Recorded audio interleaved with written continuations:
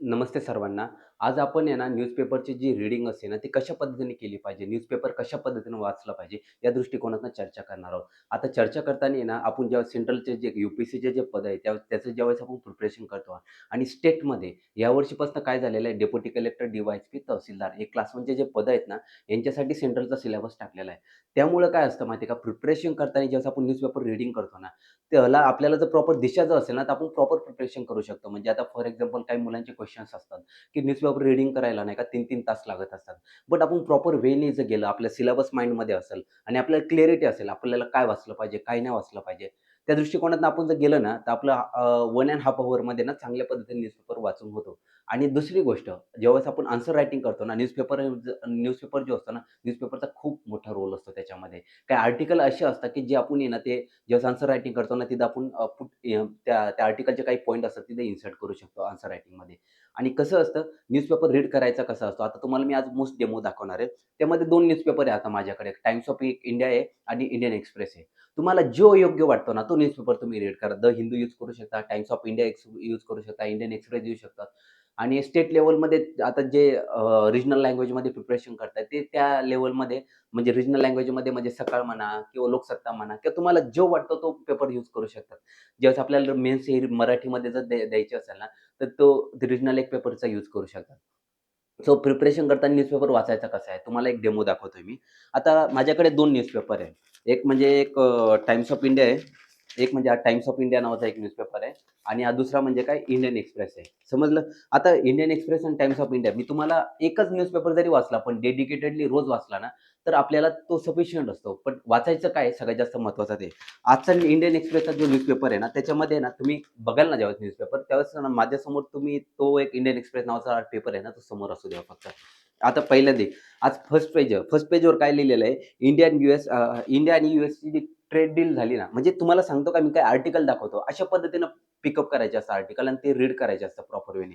आता इंडिया आणि United States of अमेरिकाची जी ट्रेड डील झालेली आहे, त्या ट्रेड डीलमध्ये त्यांनी काय टॅरिफबद्दल त्या डील कशाबद्दल याच्याबद्दल एक आर्टिकल लिहिलेलं आहे. हे मोस्ट इम्पोर्टंट आर्टिकल आहे. हे आपण प्रॉपर डेडिकेटेडली वाचलं पाहिजे आणि त्याच्याबद्दल आपल्याला काही ठराविक गोष्टी असतात, ते इम्पोर्टंट असतात. ते इंडिया-यूएसएच्या रिलेशन्सच्यासाठी फ्युचरच्या दृष्टिकोनातून खूप महत्त्वाचं आहे. ते पॉइंट त्यांना पिकअप करायचे असतात, जे GS2 ला लागू होतात. समजलं? नंबर 2 त्याच्यानंतर पी-एस-यू सेक्टरमध्ये फायनान्स मिनिस्टरने जे स्टेटमेंट दिलेलं आहे, ते स्टेटमेंट सुद्धा खूप महत्त्वाचं आहे. पी-एस-यू सेक्टरमध्ये ना डिसइन्व्हेस्टमेंटच्या रिलेटेड त्यांनी काय स्टेटमेंट दिले, हे सुद्धा खूप मोस्ट इम्पोर्टंट आहे. ह्या गोष्टी सुद्धा वाचल्या पाहिजे.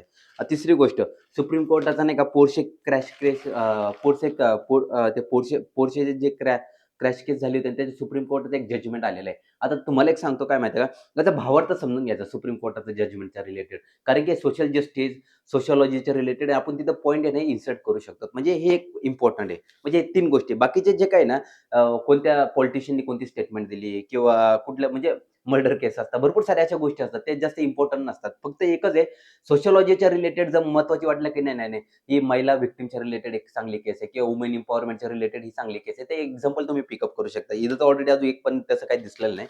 आता नंबर 2nd पेजला काय फर्स्ट पेज नंतर 2nd पेजला पहिल्या पेजचं आहे ना एक्सप्लेन केलेलं असतं. तेच ते आर्टिकल पुढे कंटिन्यू रीड करायचं आहे. त्याच्यानंतर आहे ना, हे असे आर्टिकल पिकअप करायचे असतात. मी तुम्हाला फक्त जस्ट दाखवतोय. इथून पुढे तुम्ही त्या पद्धतीनं प्रिपरेशन केलं पाहिजे. आता हे पार्लमेंटच्या रिलेटेड आहे ना, एक पेज आहे पार्लमेंटच्या रिलेटेड. पार्लमेंटमध्ये जे काही चाललेलं असतं ना, आता फॉर एक्झाम्पल काल जे काही घडलं ना, त्याच्या रिलेटेड काही आर्टिकल आलेले. त्याच्यामध्ये एक national integration council to keep social fabric intact. National integration काउन्सिलच्या रिलेटेड त्यांनी काही एक ठराविक एक छोटंसं आर्टिकल आलेलं आहे. त्याच्या रिलेटेड आहे ना, तुम्ही GS2 मध्ये यूज करू शकतात. म्हणजे सांगायचं तात्पर्य काय, हे छोटंसं आर्टिकल आहे. पण इथनं आहे ना, थोडं भावार्थ काय आहे? म्हणजे मी म्हणतो ना, तो बिटवीन द लाईन समजून घ्यायचा. तो भावार्थ समजून घ्यायचा. नेमकी त्याच्यामागे इंटेन्शन काय? आणि एक स्वतः म्हणजे एक लेखक काय सांगतो, जे एक आर्टिकल लिहिलंय ना, त्याच्यामध्ये त्याचं उद्दिष्ट काय ते समजून घ्यायचं असतं. त्याच्यानंतर नंबर 2nd आहे ना, याच्यामध्ये टॅक्सेसच्या रिलेटेड एक आर्टिकल आलं. कारण की आता इथून पुढे बजेट प्रस्थापित आता बजेटचा रोल आहे आता ह्या महिन्यामध्ये ना, तर बजेटच्या रिलेटेड टॅक्सेसच्या रिलेटेड एक आर्टिकल आलेलं आहे. ते थोडं ते स्टेटमेंट काय नेमकी ते प्रॉपर यूज करायचं आहे. त्याचा GS3च्या रिलेटेड मेन्सच्या बाबतीत यूज होऊ शकतो. आता हे जे काही इंडिया-यूएस ट्रेड डील याच्या रिलेटेड खूप मोठं आर्टिकल आलेलं आहे.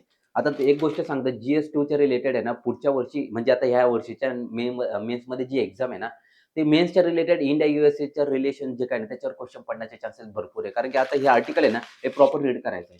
हे जर रीड केलं ना, इथं भरपूर साऱ्या गोष्टी क्लिअर होणार आहे. सो आणि त्याचा बॅकग्राऊंड पण थोडं चेक करायचं आहे. हे आर्टिकल GS2च्या रिलेटेड हे पण चांगलं प्रॉपर यूज करायचं आहे. त्याच्यानंतर खाली काय सांग हां, बस तेवढंच. त्याच्यानंतर आहे ना 16 फायनान्स कमिशन, 16 फायनान्स पॅनलचे रिलेटेड काय आर्टिकल आलेले आहेत नेशनच्या रिलेटेड. हे नेशनमध्ये ना सगळं वाचायचं नाही. ठराविक आता एवढं सगळं पेज आहे याच्यामध्ये फक्त हेच आर्टिकल इम्पोर्टंट आहे. बाकीचं काही इम्पोर्टंट नाहीये. सो हे इथला पॉइंट कुठला आहे? हे GS2च्या रिलेटेड एक बजेट फायनान्स कमिशन, फायनान्सच्या रिलेटेड हे आर्टिकल आहे. हे GS3 ला पण लागू होतं आणि GS2 ला पण लागू शकतं. आपल्याला समजलं पाहिजे ते आर्टिकल कुठे लागू होऊ शकतं. त्याच्यानंतरचं नंबर सेकंड आता आयडिया हे बघा एडिटोरियल पेज, आयडियाज पेज आणि एक्सप्लेन पेज. हे 3 पेजेस हे असतात ना, हे खूप मोस्ट इम्पोर्टंट पेजेस असतात. त्याच्यामध्ये ना काही ठराविक आर्टिकल असे असतात ना, ते कंप्लीटली मेन्स ओरिएंटेड असतात आणि आपलं त्याच्यामुळे काय होतं माइंडसेट जो असतो ना, पूर्णपणे ब्रॉड होत असतो. आता फॉर एक्झाम्पल तुम्हाला सांगतो फायनान्स कमिशनचे नाही का रिलेटेड बॅलन्स व्यू कशा पद्धतीने चालत त्याच्या रिलेटेड छोटंसं आर्टिकल आलेलं आहे. हे पूर्णपणे त्याच्या नोट्स काढायच्या नाही, त्याचा भावार्थ समजून घ्यायचा आणि त्याचा शॉर्ट GS1च्या रिलेटेड काय आलेलं आहे, GS2च्या रिलेटेड काय आलेलं आहे, GS3च्या रिलेटेड काय आलंय, GS4च्या रिलेटेड काय आलेलं आहे. अशा 4 नोटबुक बनवायच्या आणि काही एक्झाम्पल्स असतात ना, ते पिकअप करायचे आणि ते 4ही GSमध्ये ते इन्सर्ट करायचे. ज्यावेळेस आपण मेन्स लिहितो ना, त्यावेळेस ते एक्झाम्पल तिथं करायचे आन्सर रायटिंगमध्ये. सो अशा पद्धतीने प्रिपरेशन करायचं. इथं इफ्स्टीन फाईल आहे ना, त्याच्या रिलेटेड एक आर्टिकल आलेलं आहे. सोशल इश्यूजच्या रिलेटेड एक आर्टिकल आहे. इफ्स्टीन फाईलचा काय रोल आहे इन फ्युचरमध्ये सुद्धा, की अशा पद्धतीनं जर घटना घडत असेल म्हणजे एक स्वतःचं एक मतांतर तयार करायचं. असं बिटवीन द लाईन याचा भावार्थ समजून घ्यायचा. सगळं काय आर्टिकल वाचायची गरज नाही, पण याचा थोडं नॉर्मल वाचलं तरी आहे ना, पण तो भावार्थ समजून घ्यायचा. चांगल्या पद्धतीने लेखक नेमकी सांगतो तरी काय आणि याचा इंट्रो कसं लिहिलंय, याचं बॉडीमध्ये कसं लिहिलंय, यांचं कन्क्लुजन कसं लिहिलंय, हे सुद्धा बघायचा प्रयत्न करा. आता दिल्ली AQI एअर क्वालिटी इंडेक्सच्या रिलेटेड आर्टिकल आलेलं आहे. हे पण एक चांगलं आहे. एन्व्हायर्नमेंटच्या रिलेटेड मस्त आर्टिकल आहे. हे वाचा हे आणि बजेटच्या रिलेटेड आहे ना, हे छोटंसं इथे आर्टिकल लिहिलेलं आहे. हे पण हे एडिटोरियल पेज, एक्सप्लेन पेज हे थोडं इग्नोर कधीच करायचं नाही. एवढंच सांगायचं तात्पर्य आहे. आणि आयडियाचं पेज आहे ना, आता आयडियाज म्हणजे काय आता UGCचा मुद्दा खूप चर्चेमध्ये आहे. त्याच्या रिलेटेड लेखकनी काही गोष्टी क्लिअर केलेल्या आहे योगेंद्र यादव यांनी. तर ह्या काय आहे ना, हे म्हणजे त्यांना पूर्णपणे फॉलो नाही करायचं, पण त्याच्यातनं भावार्थ काय आहे ना समजून घ्यायचं नेमकी एक्झॅक्ट त्याचा प्लस पॉइंट काय, मायनस पॉइंट काय, त्याच्या रिलेटेड आता ते सोशल इश्यूच्या दृष्टिकोनाने आर्टिकल महत्वाचं आहे. समजलं का? आणि ट्रेड डीलच्या रिलेटेड इथे एक फॅक्ट साइन आलेला आहे युरोपियन युनियनच्या रिलेटेड. हे आर्टिकल सुद्धा महत्वाचं आहे. त्याच्यानंतर एक्सप्लेन पेज. एक्सप्लेन पेजमध्ये आता इथं signal from the India Arab Delhi declaration. हा जो अरब आणि इंडियाचं जे रिलेशन्स आहे ना अरब कंट्रीच्या रिलेटेड, इथं त्याच्या रिलेटेड आर्टिकल आलेलं आहे. म्हणजे आपलं वेस्ट आशियाच्या रिलेटेड देशाची काय पॉलिसी आहे, इथून फ्युचरच्या दृष्टिकोनातनं याच्या रिलेटेड आर्टिकल. हे पण सुंदर आर्टिकल आहे. GS2 मध्ये इंटरनॅशनल रिलेशन आहे त्याला हे लागू होतं. म्हणजे आपल्याला समजलं पाहिजे. आता याच्यामध्ये ना इकॉनॉमिकच्या रिलेटेड आहे ना, बजेटच्या रिलेटेड काही आर्टिकल प्रस्थापित झाले. एक छोटंसं आर्टिकल आहे. ते थोडंफार वाचलं पाहिजे. म्हणजे सगळं फायनान्स कमिशनचे नाही का टॅक्स टेस्टच्या बाबतीत, काय पॉलिसीच्या बाबतीत त्यांचे फॉर फॉर एक्झाम्पल आणि फायनान्स कमिशनचे काही रिपोर्ट्स असतात, इंडेक्सेस असतात. त्या रिलेटेड इकॉनॉमिकच्या रिलेटेड इथं आर्टिकल आले ना, ते थोडे वाचायचे असतात. इथून पुढच्या गोष्टी ना जास्त फॉलो नाही केल्या तरी चालतंय. वरच्या रिलेटेड एखादी सोशल इश्यूजच्या बाबतीत म्हणा, एखादी महत्त्वाची घटना असते. फॉर एप्स्टीन फाईल आता करंटला इंटरनॅशनल रिलेशनला चालू असलेलं आहे किंवा एखाद्या देशासोबत इंटरनॅशनल रिलेशनच्या रिलेटेड छोटं आर्टिकल आले, ते वाचलं पाहिजे. आणि बाकीचं काय स्पोर्ट वगैरे त्याला फॉलो केलं नाही केलं काय डझंट मॅटर. बट एवढी गोष्ट आहे ना, न्यूजपेपर वाचताना माइंडसेट क्लिअर असला पाहिजे आणि न्यूजपेपर कोणता जरी वाचला तरी चालतं. फक्त एकच गोष्ट आहे, की तो व्यवस्थित रीड केला पाहिजे, प्रॉपर डेडिकेटेडली रीड केला पाहिजे आणि GSचे 4 सब्जेक्ट असतात ना, ते सेपरेटाइज करायचे. प्रिलिमच्या दृष्टिकोनात एक फाईल बनवायची आणि त्या पद्धतीने मूव्ह ऑन करायचं. So God bless you all. All the best.